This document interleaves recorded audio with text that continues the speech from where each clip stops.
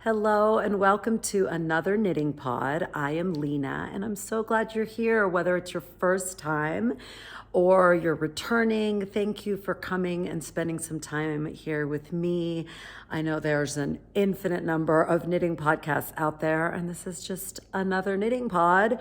But if you're here, I hope you enjoy it. We chat about knitting, obviously, and life and whatever else is on my mind, honestly. If you are a returning viewer, you know that I have been out of town with my mom back home in Texas. She had a surgery, and so it does feel like I've been gone for a long time. Like it just feels like a lot has happened in the last week and a half. Feels more like a month and a half. So if I'm rusty, I apologize, but I am really happy to be sitting down with you right now.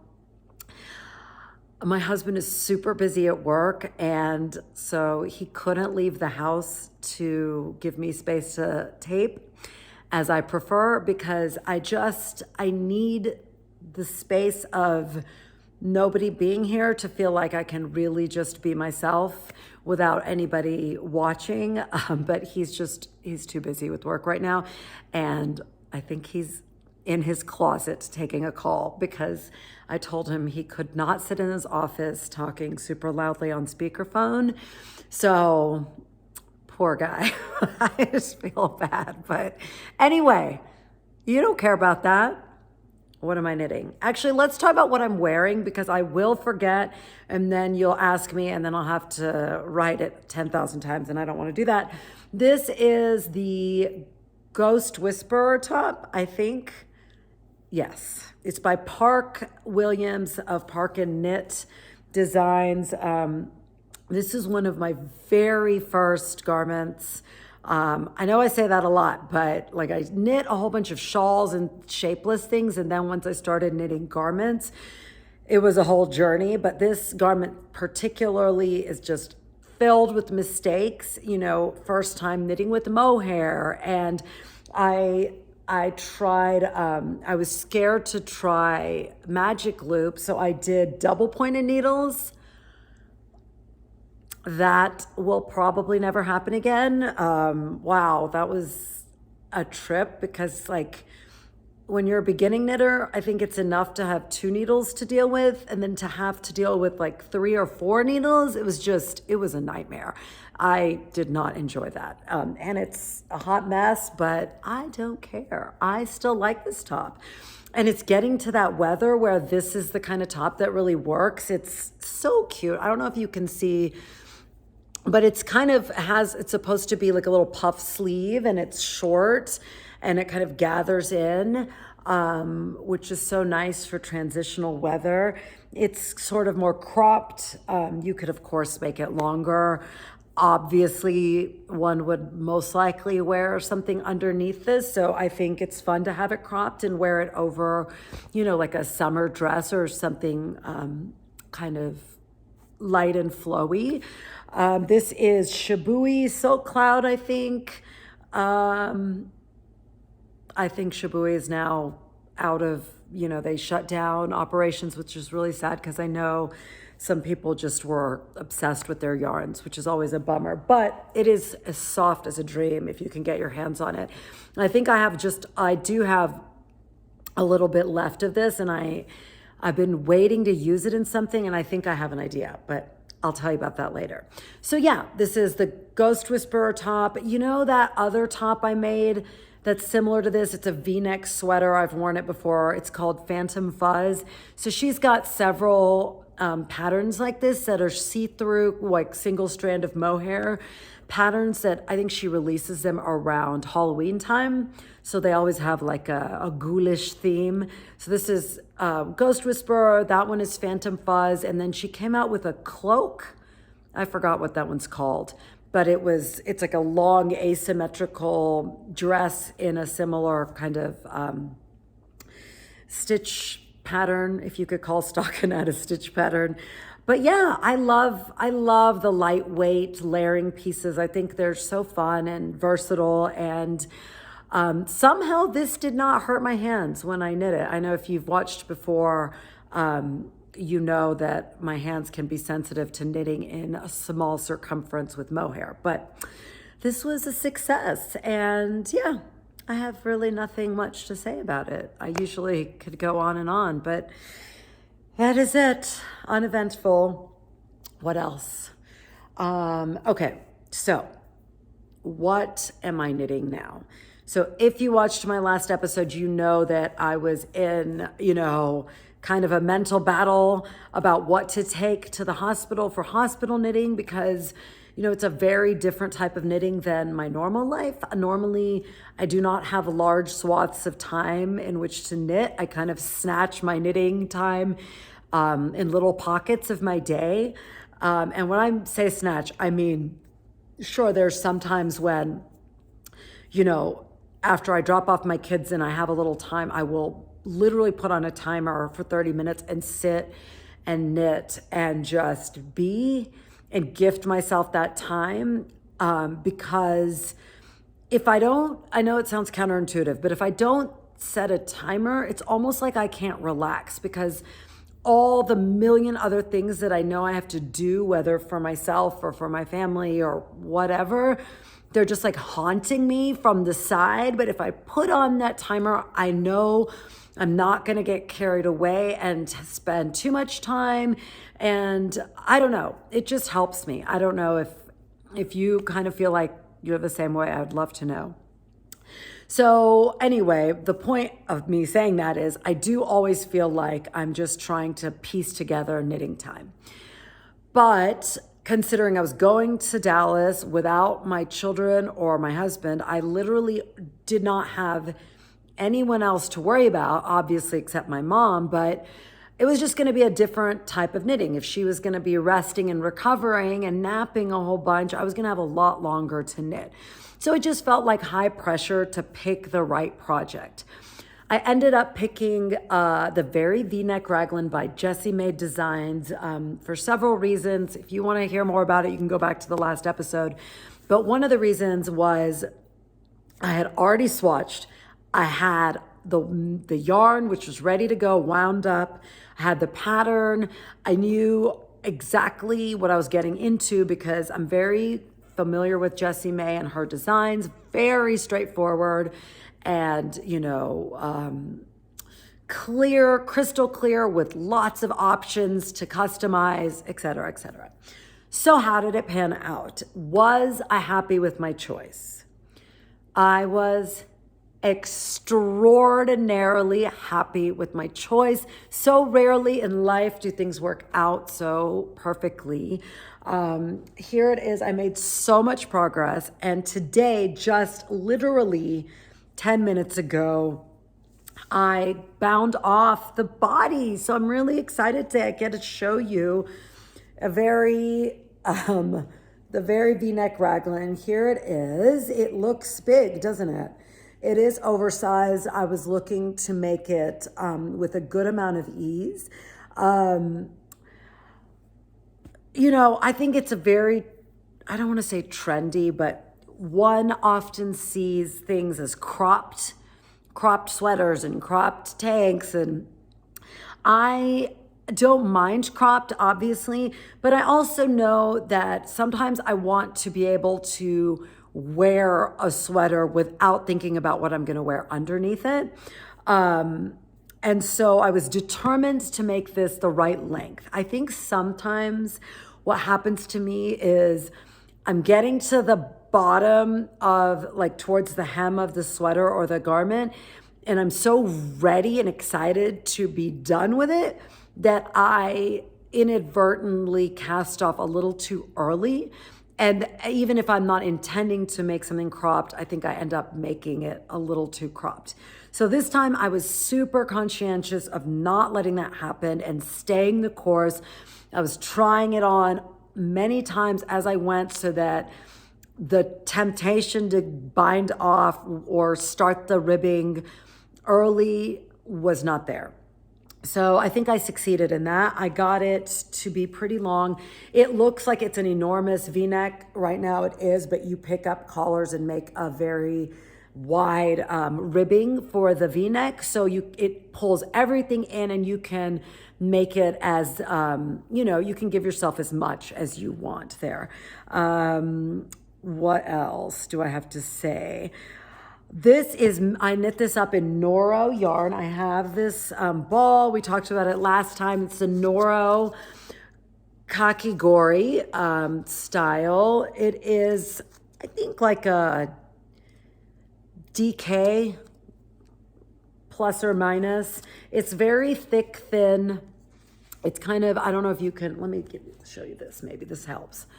See, like, I don't know if you can see how there's just so much variation in the yarn, the strand of yarn itself. It's a single strand.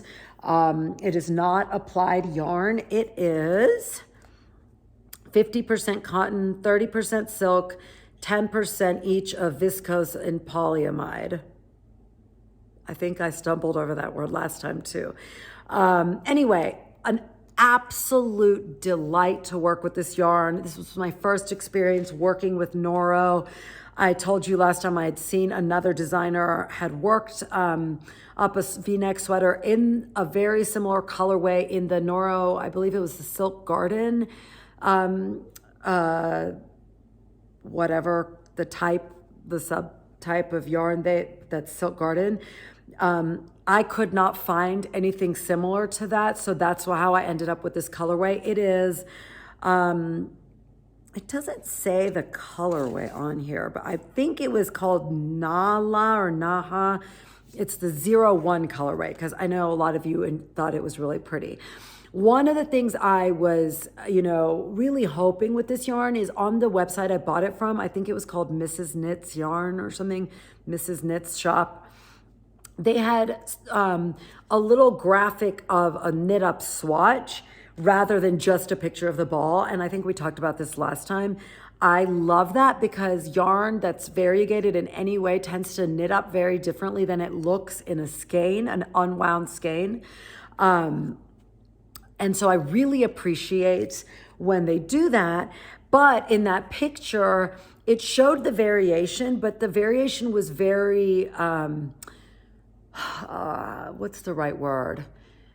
It was very consistent. It looked like 1 inch of this kind of color and then 1 inch of that kind of color. And it didn't have that organic color change look that I really like. So I was very curious when I knit this up, if it was going to knit up in that 1 inch of this, 1 inch of that kind of look, or as it turned out, which I was thrilled, it does not look like that. It's very, here, maybe I'll show you on the back. Can you see? It's very uneven color, splotches and variations, and I love that. It just contributes, the thick, thin nature of the yarn combined with the way the color is distributed through the fabric. I love it. I love it. I have to tell you, I think I feel about Noro kind of how other people might feel about Spin Cycle yarns. I've talked about it before. I had high hopes for Spin Cycle, and I was sadly slightly disappointed. I just didn't love the feeling of the yarn, the fabric it made. This is not wool. They have lots of wool, pure wool, mohair, blends, all that stuff. But this just still, I love the feel of it. And I love, like I said, I don't know how to say it other than I like that it looks very organic and natural, both in texture and color. So if you are looking for a more elegant yarn rather than a more rustic yarn, this might not be what, you pick for that project. But yeah, it's great to have options, right? Like I've said before, the knitting world is so diverse in designers and materials, and it's an embarrassment of riches for us, right? So I'm thrilled. I have found a new love in Noro. I think they're well priced. I love the idea behind them. One of my local yarn shops that's literally walking distance from me carries a ton of Noro. So I'm looking forward to diving into other colorways. I think they do a lot of jewel tones like berries and emerald and stuff, which actually are not my jam mostly, but there are some colorways that I have my eye on to try out in other projects. So highly recommend. One thing I have to say, I am not a spinner. I took a spinning class and that made me realize I'm even more not a spinner. I don't want to back up that far into the production of yarn because it takes away time. Like there's literally only so much time we have to knit. And I'm still so new to knitting and it holds so much magic for me that I'm just not ready to give my precious moments to spinning or dyeing. I just want to knit. But all that, I was just saying that because I have heard that depending on how you spin a yarn and then ply that yarn, it can affect how the yarn knits up. It can make the stitches look like they're slanting. And I noticed that in this. Again, I'm sorry to peek around. Do you see how the stockinette leans in one way and the ribbing is sort of leaning in the other way? And I'm curious if that is because of the way it's spun. I read that they spin their yarn very loosely. And then I'm also curious if that will block out to a certain extent. I don't really care. I think you guys know about me now that I really like the imperfections of a handmade garment. I think that is where the charm lies. Like if you want something to look machine made, then you have a trillion options in the world to buy machine made sweaters. I love the sense of humanity in my garments that come from their imperfections. So I don't fret, but I'm just curious. I'm curious about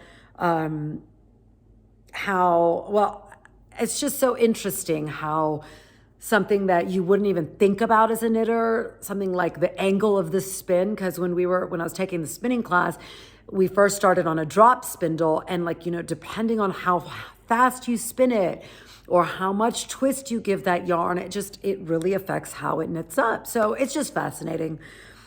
Spinning is undoubtedly like a completely different art form than knitting. Like the talent for the two do not link up unless you're my friend Sharon and you can do everything really beautifully. And she took the same spinning class I did and is just like this incredible spinner. It is incredible and inspiring. And it is not me. But I'm so envious of so many of you that can do it all. I think it's magical. And maybe someday when I've got like 15 years of knitting under my belt, maybe I'll, be ready. I'll be satiated enough with my knitting to dive into something new. But anyway, I digress. I don't know why I'm talking about that. What else? Oh, I did want to say one more thing about this. Like I said before, I knit on this in the hospital. So obviously my mom, she had a back surgery, which was a decent number of hours and then lots of recovery time. And I was spending the night in the hospital, hours and hours to knit. And I am so thrilled to report to you that I was surprised my hands held up as well as they did. If you've watched any of my previous episodes, I've talked a little bit about how I have to be really conscious of my grip with my needles and any tension I start feeling with my hands. I never ignore. I've learned the hard way through years of beating my body up that ignoring your body's signals to you absolutely never, ever, ever pays off. Like there are very few things in life that are that black and white, but if you ignore pain, like I don't mean like the burn of a squat. I mean something is happening or like even the muscle in my thumb is tired. Okay, that's one thing. The joint in my thumb is aching. Stop, do not pass go. Put your needles down, give yourself a break. I never got to that point with this project. I never usually get to that with stockinette in the round. So if I'm knitting, I'm fine. I've learned to grip my needles very lightly. I'm a very confident knitter now. I know, like when I started, I was like death gripping my needles because I was terrified that like if I dropped a stitch, it was the end of the world, which it's just, that's so cute, isn't it? Like now I'm like, okay, so even if you drop all your stitches, they're not just like, they don't just unravel. We just pick them up patiently and calmly and we can, redeem the situation. Anyway, usually my hand starts hurting more if I'm purling because I think for most of us, purling is not as comfortable as knitting. It's hard to get as much speed in purling. I think especially if you're a continental knitter, I have tried Norwegian purl. I've done it all. It's still never the smooth speed that I have with knitting. But even in the yoke of this very V-neck raglan where you are knitting on the front side and purling back, my hand did not bother me, and all the,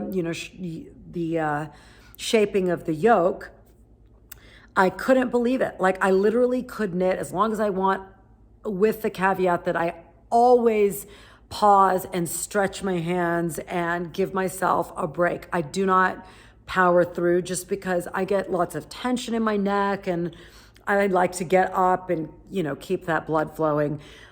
However, when I got to the ribbing, I was very conscientious of the ribbing looking neat. This goes back to the other garment that's on my needles right now that I don't know that I have. Oh, I think I do. Here she is. This is another Jessie Made. I'm on a tear with Jessie Made designs right now. This is the, oh Lord, big rib, right? Big rib, yes. The hat I made was wide rib. This is the big rib. This is a sweater in complete ribbing, which, boo, let me tell you, I will never be doing again in my life. But you have heard me go on and on about how messy this ribbing is, etc. So I was really just wary about my ribbing on the very V-neck looking clean. And so it's one by one ribbing. And one of the tips that I had heard from many of you and all the videos I've watched about how to make your ribbing cleaner was if you go knit, purl, after that purl, bring the yarn to the back again and pull. So it tightens up the purl stitch and it doesn't end up creating like a blousey knit stitch. So I was being very paranoid about it and clenching up, holding tightly, pulling tightly, trying to make my purl, concise and precise. And literally within a 1/4 inch of the ribbing in the round, the joint, not the muscle, the joint of my left thumb started hurting. And I was just astonished. Like I literally had made it through this entire garment with nothing. And then I get to the ribbing and start clenching up and have this pain. Luckily, that started happening on the plane ride back to Boulder. And I was just like, boop, I'm out. I just dropped my knitting. I was just like sat there, sipped on my water, ate my little snack, was listening to a podcast because I do not mess with joint pain with my hands. Because the last time it happened and I pushed through, I had to stop knitting for like a week and it was the 3rd circle of hell. Y'all, do not do that to yourself. I would rather be reasonable, take a deep breath and a break than be out of commission for a week. Like this person here is a psychopath and needs to knit like every day. I've told you guys this before. We were on a trip and I made my husband hide my knitting because I knew I needed the break, but I didn't trust myself that I could take the break. So now I never want to be in that situation again. If I feel any pain, I take a break. And when I got home, I knew I was going to be so busy catching up on life and being with my kids that I wasn't going to have time to knit. So I don't think I knit for a day and a half, and that pain completely subsided. And when I picked this up again, I had no pain. And I realized, who cares if the the ribbing is precise and perfect? That's not the goal. The goal is for us to love it. Like, this is a hot mess for a million reasons, and that's fine. But this is not. Like, this looks, I think it looks nice. Oh, for the love. Hey, ladies. They want to go outside, and they're mad that I won't let them outside because they will just bark and bark and bark and drive me bonker balls. So you might hear a bark, and I'm sorry. That was my usually non-barking dog, Danny. She doesn't love to bark, but she probably thinks she heard a truck or something. Anyway, now I've lost my train of thought. Oh, hello. She's apologizing for barking. Anyway, again, I've lost my train of thought. Okay. So anyway, I decided to just relax and let my ribbing be what it wanted to be. And it is absolutely fine. I don't think there's any, wonkiness that would be bothersome or obvious to the, like someone who doesn't know a whole bunch about knitting. I think we all, we think people are evaluating our knits. They are not. Even knitters. If you see a knitter in the wild, you're just so thrilled to see a knitter. You're not like, ooh, she should really tighten those pearls up. At least if you're that kind of knitter, like, Lord, relax, boo. I think we're all harder on ourselves about absolutely everything, including our knitting, than anyone is on themselves. So that is that. And like, not to harp on it, but like in stockinette in the round or knitting, just plain knitting, no purling, I have gotten to the point, I've been working on, sorry, she's moving my stand here with her big butt, and it made the camera shake and it distracted me again. I'm sorry. This dog is really distracting to me. Oh my God. What am I saying? Oh yeah, knitting. There's a joy in knitting that is just so soothing and rhythmic. And I've been working on knitting without looking at my hands. Like, sometimes I literally try to count how many stitches I can do without looking down. Or, I'll try to watch TV. That never really helps because I'm not hugely into TV, but, it's just trying to keep my eyes up. But there's no hope of being, for me, like right now, being able to purl all the way across a row and not look at it. Or like have speed and smooth, execution of purls. But then I realized, why is that the goal? It's just like life. Like, sometimes you've got a smooth trot going on. You're like, I'm moving along at a nice clip. Other times something happens and you got to slow it down and take it easy. And maybe that's always going to be purling for me.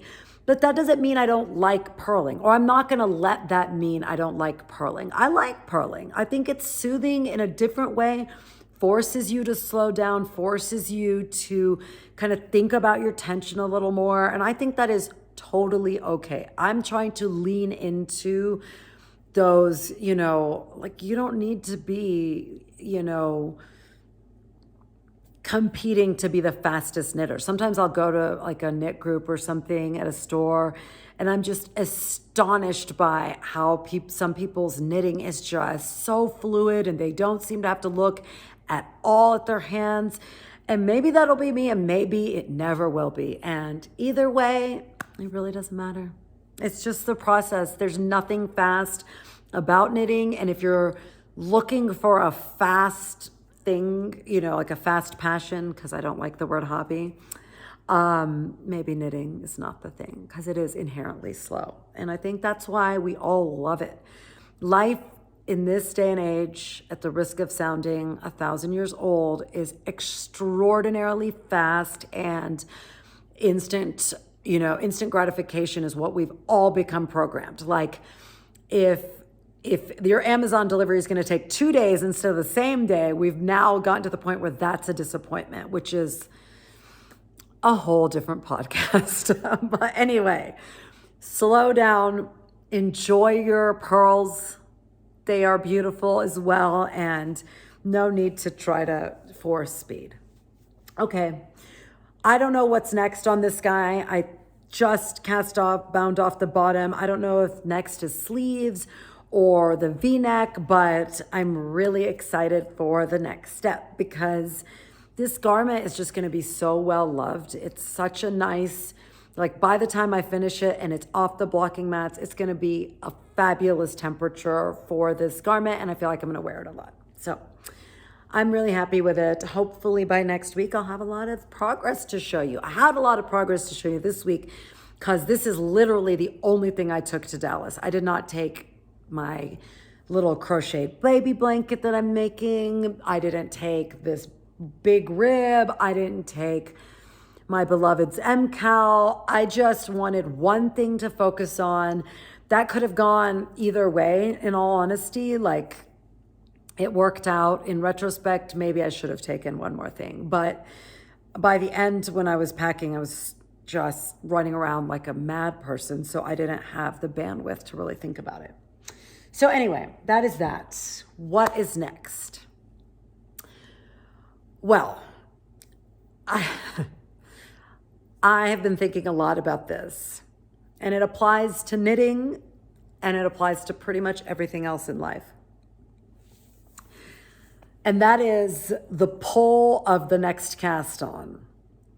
I have found in my experience, when I'm around 2/3 of the way done with a garment, I start getting really keen on my next project. So like, and that usually strikes around when I start with the sleeves, probably of like, as I'm nearing the sleeves, there's like a restlessness that sets in where it's like the magic of the beginning has worn off, and you're not to the like excitement of the finish line. You're in the murky middle, and you're in that, oh God, I gotta make 2 sleeves, right? And so you start looking on Instagram and Ravelry, and you're like, ooh, new and shiny. And I just, another cast on wouldn't hurt. And I definitely hit that point over the last week. Because I mean, obviously I only had that. And there were times when I was just like, kind of just bored. And then I would look at all of your beautiful Instagrams and feel like all this sparkly excitement. And I think there's a temptation to beat ourselves up about that. And I think it also links to what people feel about stash yarn and buying new yarn. It's because the act of acquiring it is so exciting, and that excitement wears off so quickly, and then it just becomes another thing you possess. And then that same cycle keeps happening, right? Like the lure of the new thing, and then the shine wears off. And the only way to get that little sparkle back is to get back into the lure of the new thing. And I was thinking about this a lot and thinking to myself, it's human nature. It is literally human nature, whether you're talking about relationships, any type of possession. Like, how many times have you been like, oh my God, I want those shoes. Oh my God, I want that purse. Oh my God, I want that car. And then you get it, and within like a day to a month, it's like that feeling is gone, right? You can try to cultivate it and try to feel it again, but we're like a black hole in that way. We just keep throwing stuff in there, and that black hole just keeps sucking it in. And we just don't realize it's not that we just haven't found the right thing. It's just that that's how human beings are. So what's the solution? I, number one, have no idea, but all I can say for myself is it's just a recognition that every single person on this planet, even like I venture to say, like a monk probably has the same, like is fighting the same temptations. They may be further down the road. Somebody might be further down the road fighting those temptations, but we all have that instinct. And for me, just recognizing that everybody has that and knowing that it's a mirage, right? Like, don't just being able to kindly tell myself, oh, love, that's like, there's a time, there will be a time for a new cast on, but let's refocus. It's like when you have like a toddler and you're like, no, let's finish this puzzle. But you're not like, how dare you want to start another puzzle and get all mad? You just gently bring their attention back.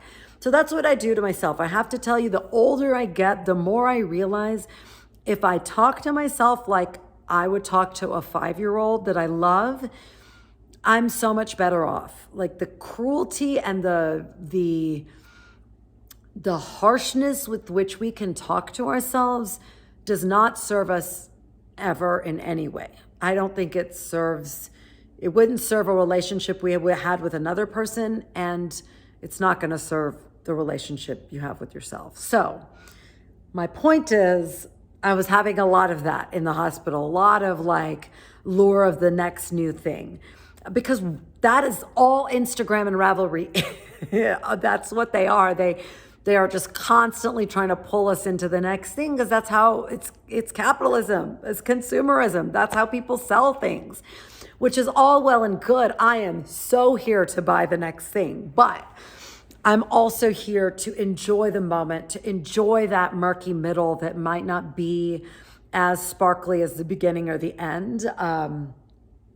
So I'm in a lot of murky middles. I'm on the sleeve of this, sleeve 1, which I'm not gonna really talk about this, but it's not the most enjoyable knit. I knit on it a bit at my son's basketball game yesterday. So I like to kind of take it places where I know I'm gonna have one small chunk of time. Then I make some progress and I feel good and I enjoy it. I'm also in the murky middle of my MCAL. So I'm not gonna let myself cast anything on right now, because I want to get to the sparkly end of a couple of these projects.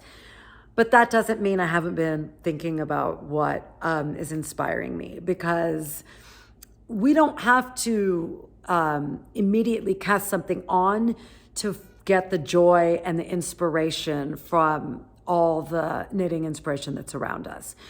So one thing in particular has just blown my mind and is just constantly percolating inside of me, and I cannot wait to execute what I decide to do. Okay. It is the Dyer Wishbone Yarns. I do not know where Wishbone Yarns is located. I tried to this morning do a little research, and I couldn't quite pinpoint if she is in Africa or she just sources from Africa. I don't know. Her website didn't have a whole bunch of information like that.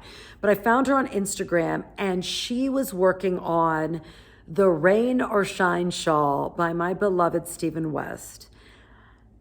It was a shawl, and he has a sweater version of it too, that was never on my radar. Like, I thought it was beautiful, but it was never like, oh my gosh, I have to knit that. Until I saw the Wishbone Yarns version of it. And it would not be an exaggeration to say my heart was like literally fluttering in my chest at seeing her version. It is so beautiful. It takes your breath away. I'm going to put a picture of it so you can see. And I think she finished it, so I can put a couple pictures. It is made, and this is what I did not realize, it is made with 2 strands of mohair held together. I thought it was just a fingering weight shawl.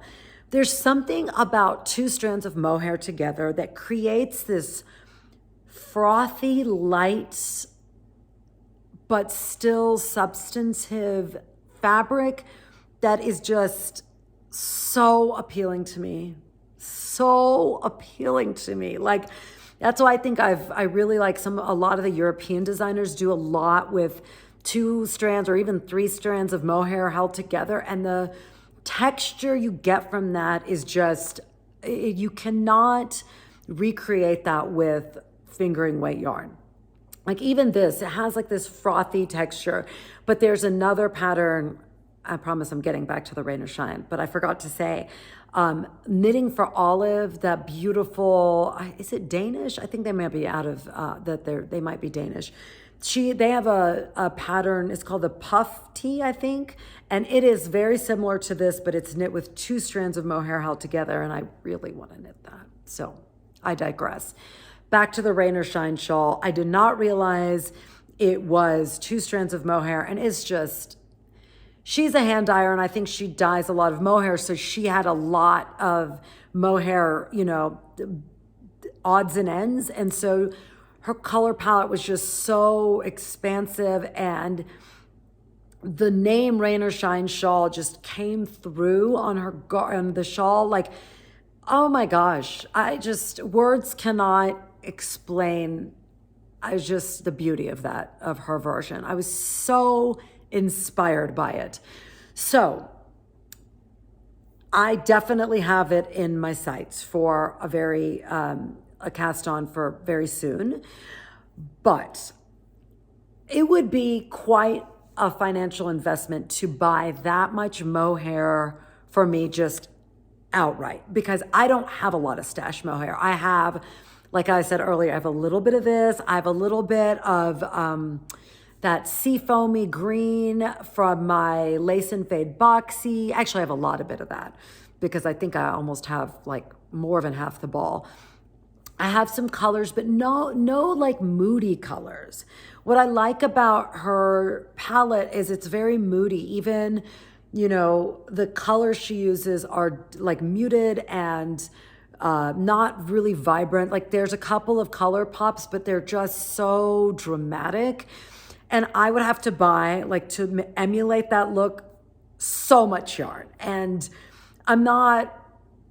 I would like to build up a collection of mohair like that slowly and organically, but I don't want to go out and spend like $300 on mohair.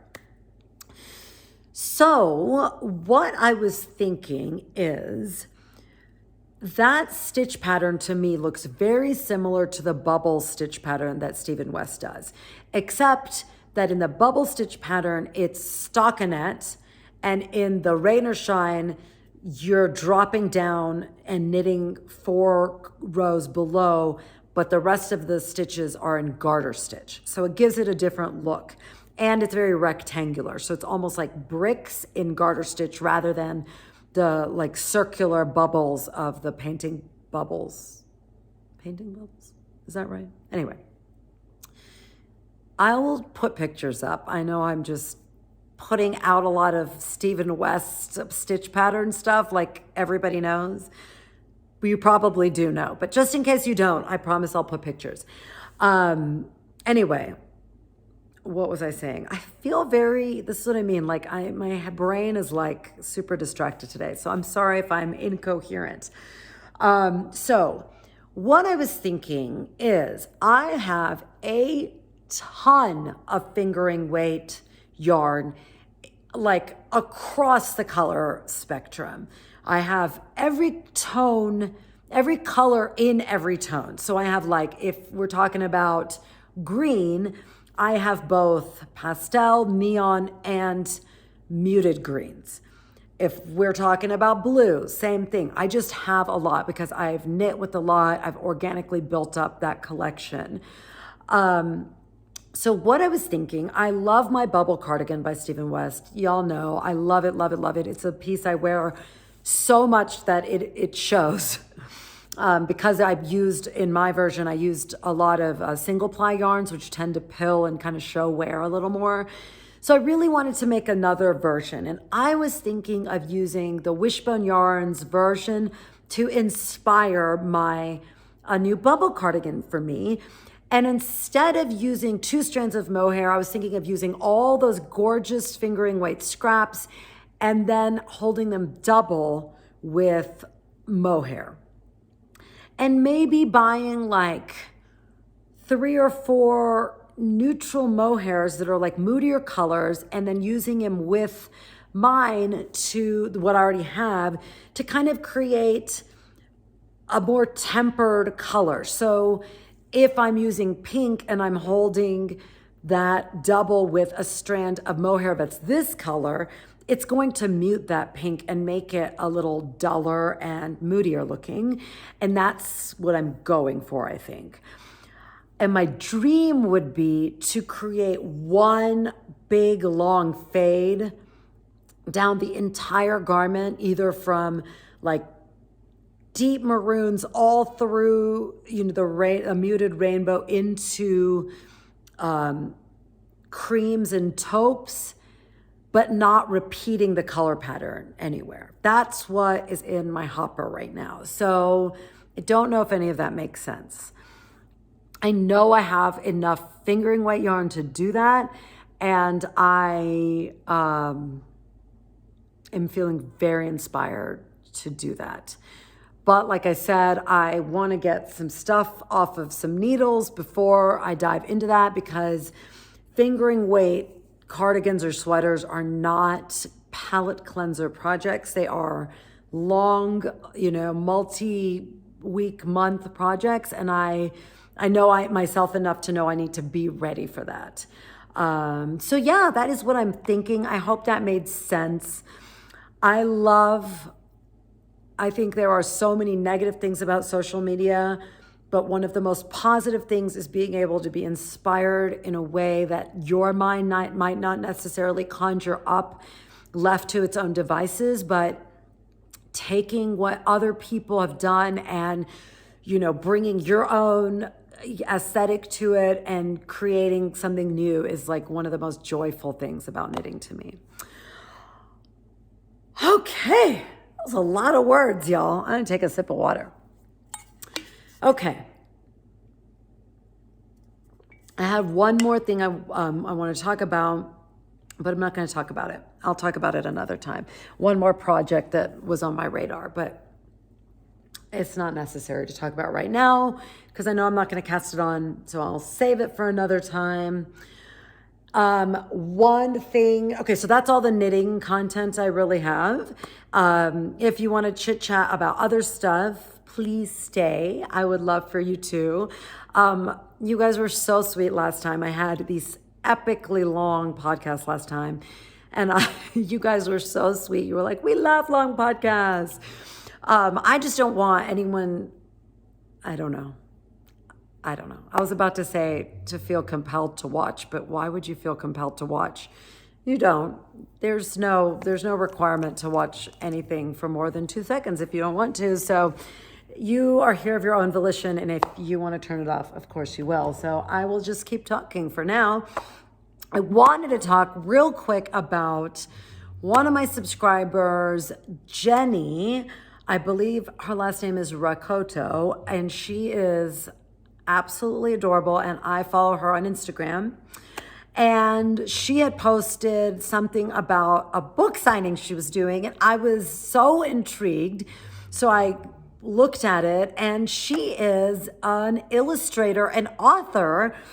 And so I messaged her,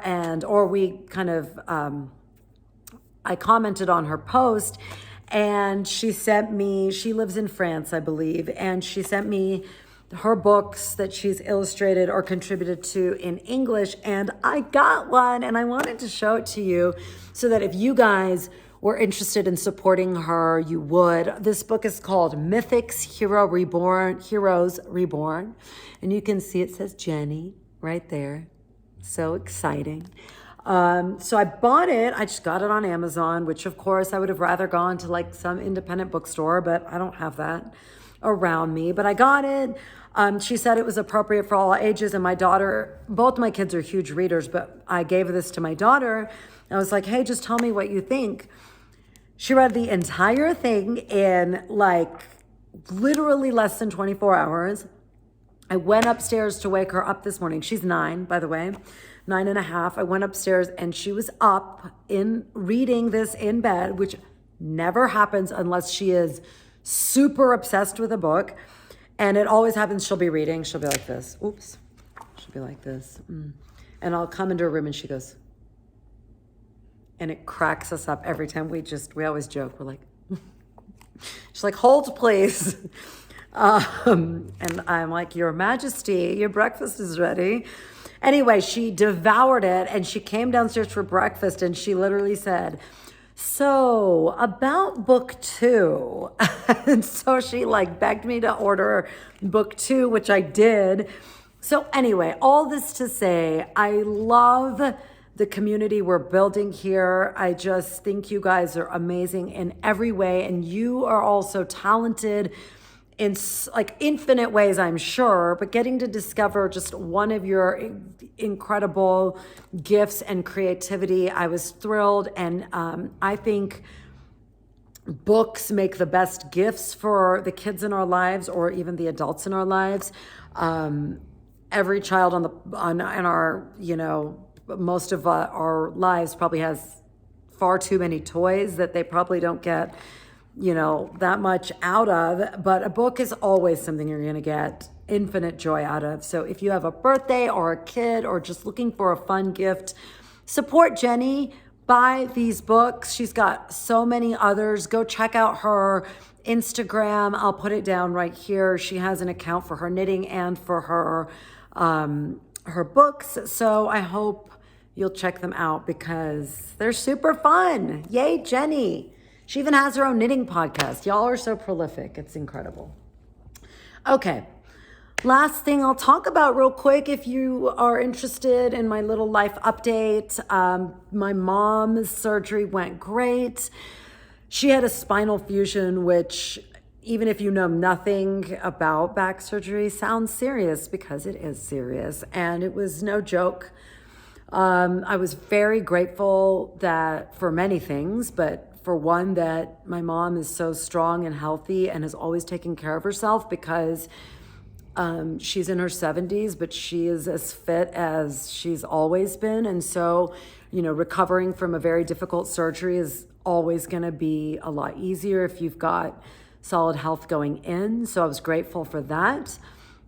I was grateful for the fact that it ended up going so beautifully and successfully and above and that I could be there, that I have the ability that my kids are old enough for me to leave, to be able to leave, that I have a husband who's darling enough to be able to handle everything from his own very stressful job to the 2 dogs that he always reminds me I brought into our lives and our 2 children without skipping a beat. That allowed me to go be with my parents and my family and 100% focus on them. And it was just kind of, one of those times where it's a difficult time, but you're, so grateful that your family can come together and really all intensely support each other. My brother and his family live in Dallas as well. And I've told you before, his wife, my sister-in-law, and I are really, really close. I have known her for 30 years now, which is just like, I can't wrap my brain around that number sometimes, but she's been within my life and supported me through everything. I mean everything. There is nothing in my life she has not supported me. She's more like a sister than a sister-in-law. Like, I don't really like the term in-law because it sounds like there's some sort of what's the word? A division or something. I don't know. Anyway, so my point is that she and I talk a lot and we're always present in each other's lives. And sometimes it's like almost takes the place of I just assume I do have a relationship with my brother, but it's almost like because her and I are so close, sometimes I don't talk to my brother as much as I'd like. But there was so much going on. My sister-in-law was very busy with work and the kids and stuff like that. And my brother was coming back and forth from the hospital and taking me home to their house for breaks. And it was such a joy to spend one-on-one time with my brother, alone with none of our kids, neither of our spouses, not our parents. It was like the silver lining that I didn't know I was even wanting or needing or, expecting, but it was absolutely wonderful. Like the difficult times, they suck, but sometimes they're actually what bring us together more than good times, right? Also, I just watching someone go through and recover from such a major surgery, it just is the most cliche thing in the universe to say, but it makes you so grateful for your body. And it just made me think a lot more about my body and my journey over 43 years of living in my body. I have so much to say about this. I think our culture creates a toxicity for women and body image that is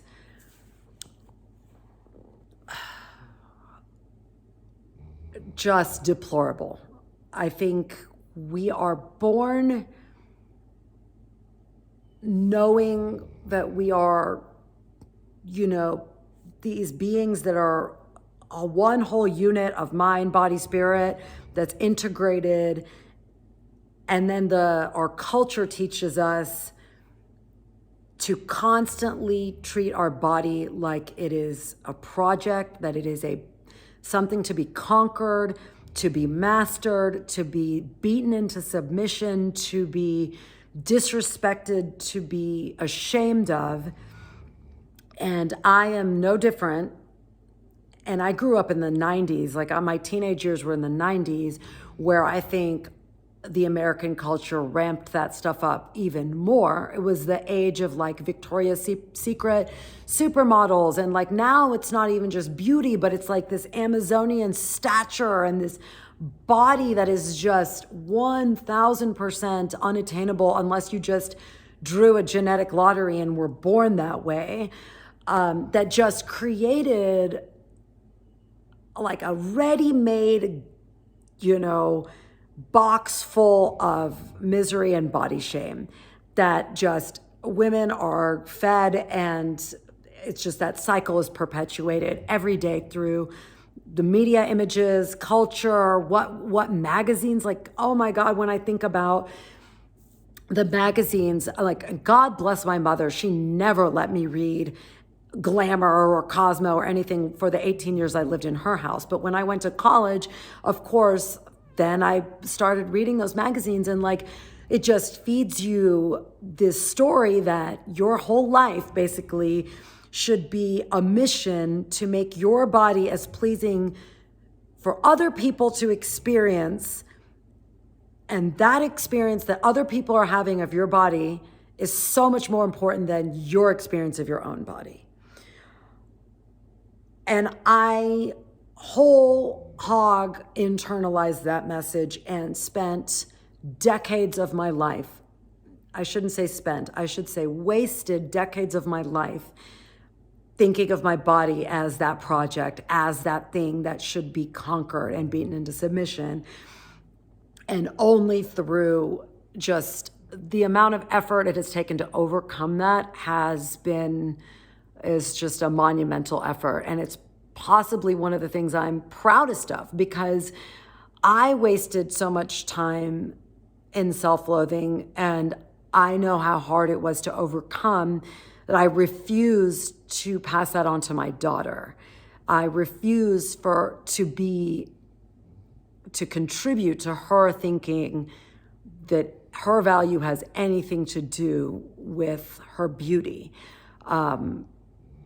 And I'm rambling at this point, but it just, all of that, to say, watching my mom, who's so beautiful and so strong and so healthy and always she lived showing me how a woman should feel about her body, that you respect it and you take care of it, but it is not your value.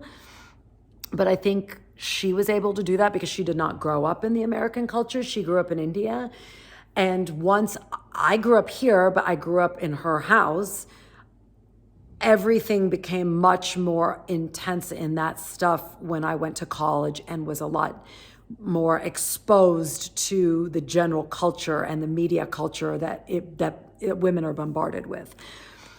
And so I am so hell-bent on breaking that cycle for my daughter and being very open and honest about that. And it's such a delicate balance for me because I think if some of you know, if you've watched my previous episodes, that I'm a fitness instructor and a yoga instructor, and I absolutely love fitness. I've loved fitness and activity for my whole life. I used to be a dancer when I was younger, and it's just really hard for then body image to not even become more of an issue, right? Because I started teaching fitness because I absolutely loved it, and it's an absolute passion, and I love connecting with people through fitness. But then you almost get into this cycle of people are commenting more on your body and validating you more, and then you become more paranoid and more obsessive and more clinging to what you think you should look like and clinging more to what you think people value you for because they comment. People comment on like, oh, this looks great or that looks great, and then you become more obsessive. It has been such a journey to accept myself and not punish myself and be able to teach fitness from a point of view of someone who's doing it for joy and fulfillment and not to look a certain way. And I try to convey that to my students all the time, especially because I teach a lot of young college girls, because one of my studios that I teach at is right by the university.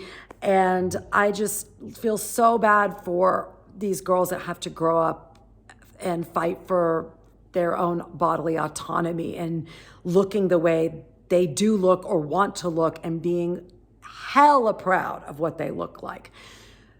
So sorry for the rant, but all of watching my mother struggle to recover just basic walking, is just, it makes you appreciate your body. And it makes me realize I will not waste one more second on self-loathing for anything. And that is not to say I don't fall back into it, because we've been trained. When you breathe toxic air, you cannot beat yourself up for having those thoughts pop up even when you've made a lot of progress. But now whenever I have some sort of criticism about my body, I am like, hard stop, no. Like I know I have the discipline to stop and not participate. It's like a rebellion against the toxic society. And the more of us that do it, the easier it is for the girls that are coming up behind us to live that life. And I cannot tell you how much knitting factored into this, honestly. It is 100, my recovery from being so harsh on my body and what my body looked like was not, it is 100% related to knitting, because the knitting community, once you start getting involved, the diversity of age, ethnicity, body type, race, everything is so beautiful. Like you go to Ravelry and like pull up a Jessie made pattern and not two people will look alike. And they are so proud. And I love seeing a size 60 bust wearing the same thing that a size 28 bust might be wearing and being so proud of it. And I love that our community demands size inclusivity and has really impacted, like you can see so many designers now that design way across the body spectrum from very small to much larger bust sizes. And seeing that representation it has been a game changer to me.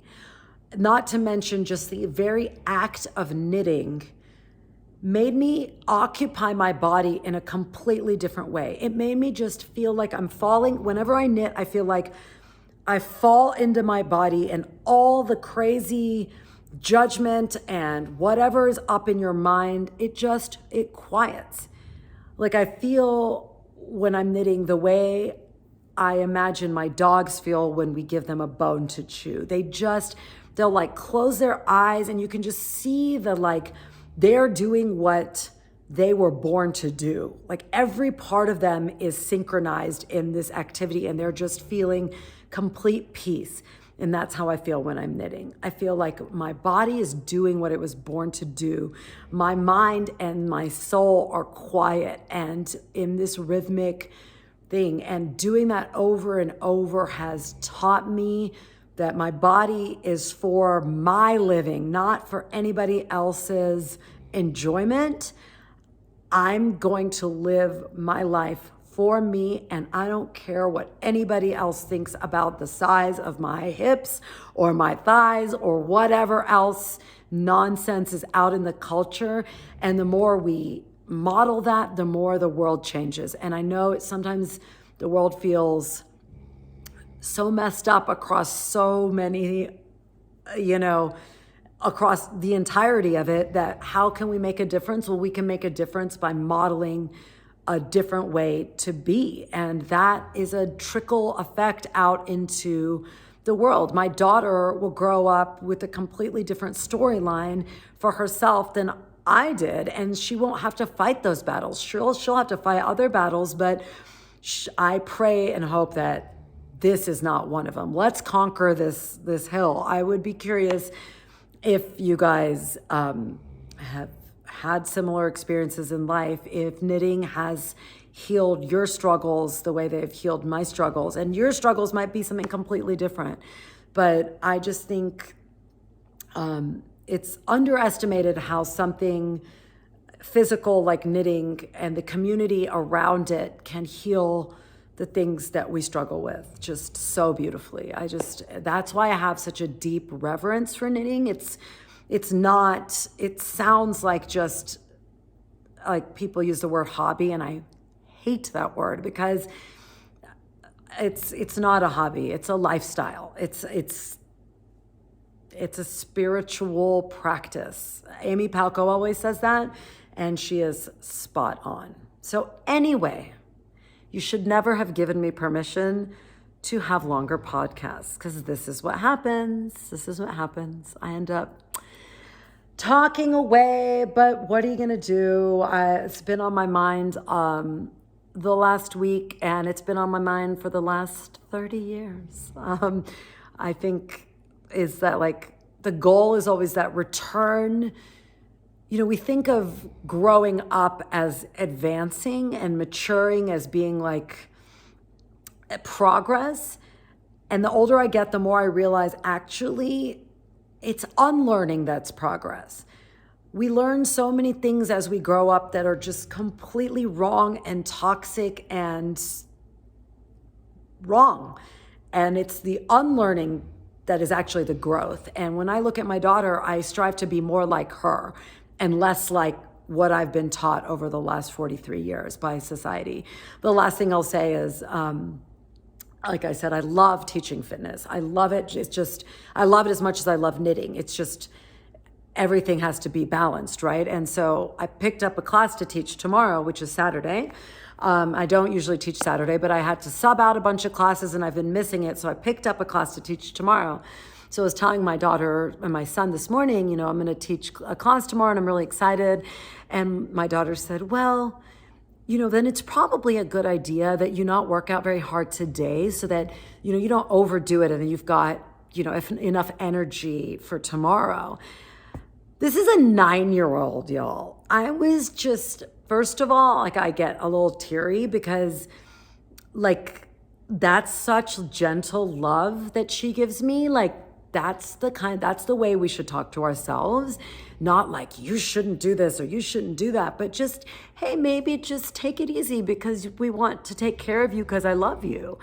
And I just thought, may she have that wisdom, that may the world never train her to override her wisdom that she has in herself. And may we all learn to revert back to the wisdom we have inside of us that is in our body, that we know and we choose to forget because we think it's the right thing to do. It's not. Trust yourself, trust what you know to be true, and know that those voices that are really loud out there, they're wrong. They're usually trying to sell you something. So I think you are perfect, and I am so grateful for the community that we have here. I gain so much from your comments and your wisdom, whether it's on knitting or parenting or books or whatever. Y'all are a gift. I will now let you go. I will be back next week, I hope, with more progress on knitting and life and more to share always. So go forth and have a very yarny weekend. I hope you have a great one, and I will talk to you soon. Okay, bye y'all.